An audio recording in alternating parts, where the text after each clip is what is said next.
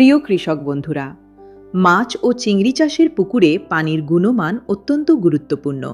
পানির অবস্থা ভালো থাকলেই মাছ ও চিংড়ি সুস্থভাবে বৃদ্ধি পায়। কিন্তু বর্তমানে কৃষকরা কিভাবে পানির গুণমান পরীক্ষা করছেন এবং তারা কি কি সমস্যার সম্মুখীন হচ্ছেন তা স্পষ্টভাবে বোঝা যায়নি। কিছু কৃষক পুকুরের পানি ল্যাবরেটরিতে পাঠিয়ে পরীক্ষা করান, কেউ টেস্ট কিট বা মিটার ব্যবহার করেন, আবার কেউ পানির রং বা অবস্থার উপর ভিত্তি করে অনুমান করেন। এই বিষয়ে কৃষকদের প্রকৃত অভিজ্ঞতা জানতে আমরা একটি সংক্ষিপ্ত জরিপ সার্ভে পরিচালনা করছি। এই জরিপটি সম্পূর্ণ করতে মাত্র 2 মিনিট সময় লাগবে।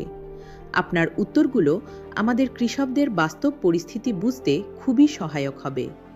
জরিপ শেষে আমরা দেশজুড়ে কৃষকরা পানি পরীক্ষার বিষয়ে কি বলছেন সেই গুরুত্বপূর্ণ তথ্যও আপনাদের সঙ্গে শেয়ার করব।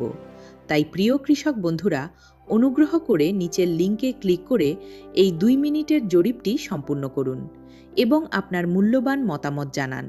আপনার সহযোগিতা আমাদের কাছে অত্যন্ত মূল্যবান। ধন্যবাদ।